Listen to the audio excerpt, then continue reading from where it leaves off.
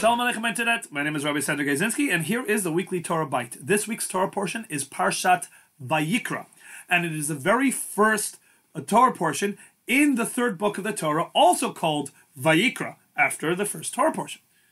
And both of them are called Vayikra because the very first word of this Torah portion is, you guessed it, Vayikra, which means, and he called upon, God calling upon Moses with the commandments that he was going to give him regarding sacrifices and service in the tabernacle. Now, if you look at the way the word Vayikra is written in a Torah scroll, you will notice that there is a very rare anomaly. All the letters of the Torah have to be written evenly, the same size, evenly spaced, and that is why the scribe engraves the parchment with lines prior to writing so that every letter can be even. And yet in very rare instances, a letter is either larger than the rest or smaller than the rest. And in this case, Vayikra, Vav, Yud, Kuf, Resh, Aleph, that final Aleph is written smaller, deliberately smaller than the rest of the letters. And when the third Chabad Rebbe came home from Cheder as a child, he asked his grandfather, the Alter Rebbe, the first Chabad Rebbe, why this was so. The Alter Rebbe sat back and he thought, what would be the best way to impart this very important message? Because clearly, if there's a letter that is unique in the Torah and immediately obvious that there's something unique here, then the lesson is an important one and one that needs to be shared properly and correctly. And he turned to his grandson and he said, you know that somewhere else in the scriptures, there's a different sized Aleph. The very first letter of the book of Chronicles begins with an Aleph.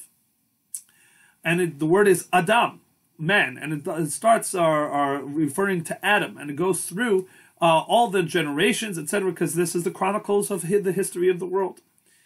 And yet that word Adam is written with a large Aleph. The reason for this is because this symbolizes the way Adam looked at himself. Adam, the first man created, the first human being created by God, understood that he was a unique creation, greater in a sense than all the rest of the creations. While all the rest of the creations were spoken into existence, let there be this, let there be that, Adam was created by God breathing into him the soul of life, which means that he had a soul that came from the essence of God. And he was very well aware of this. He was aware of his uniquely elevated status, greater status among the rest of the creations. But unfortunately, Adam became self-important with this information. He became arrogant. He had a certain amount of hubris because of this uniqueness, which led, unfortunately, to his downfall with the sin of the tree of knowledge. He believed himself able to make a decision against what it was the direct mandate of God.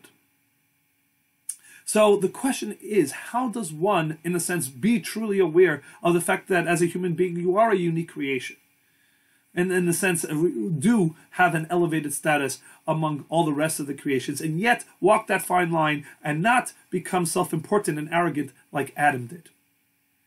And to that, the contrast of the large Aleph in Chronicles is the small Aleph in Vayikra, where the Aleph comes as Moshe here is recording the Torah, and God tells him to begin the book of Leviticus, the third book of the Torah, with, and God called upon Moses. And Moshe was uncomfortable with this much attention being drawn to his relationship, unique relationship with God.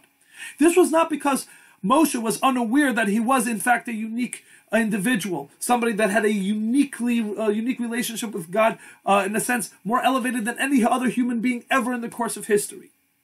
God entrusted him with his people. God entrusted him with the Torah. God called him my personal servant. Moshe was the only person to walk into heaven and to come back out holding a Torah from heaven. Moshe was aware of all this, and yet he was uncomfortable that there should be the word Vayikra to start off the book of Leviticus, talking about how the fact is that God came and called upon him. Why? How do you have that at the same time that you recognize that you are in fact uniquely special? And the understanding is because what Moshe was able to do was to able to understand that, yes, at the same time, he was a truly great person with a truly unique relationship with God, but that is not to his own personal credit. That is God giving him that relationship. That is God investing in him. God is giving him those unique talents and abilities, etc., etc.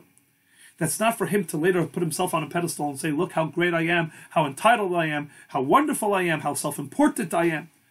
But rather, how responsible I need to be with these gifts that God gave me.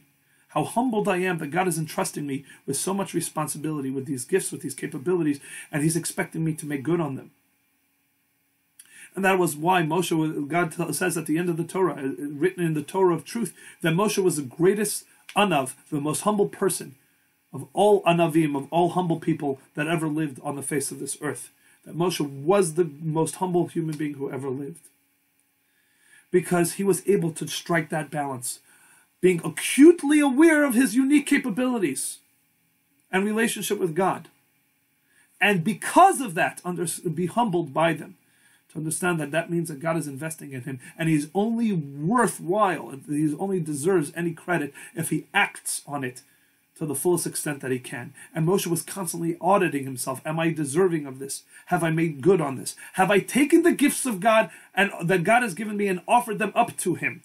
In other words, this is why this Torah portion and this word starts off the book of Leviticus, which is all about service to God, about bringing offerings up to God on the altar, because that is what we do with our service. While we are not bringing animal sacrifices today, we need to bring of ourselves all the abilities that we have within us, that the ox within us, the strength and fortitude to persevere. Are we bringing that up on the altar to God? Are we giving that capability and ability to God?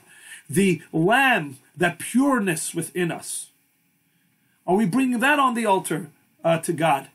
The dove, the ability to soar above all, are we bringing that as a service and serving God with that ability that we have? That is the balance that we need to strike. We need to really have a good sense of who we are and how great we are, because we are each uniquely great and wonderful in a way that nobody else is.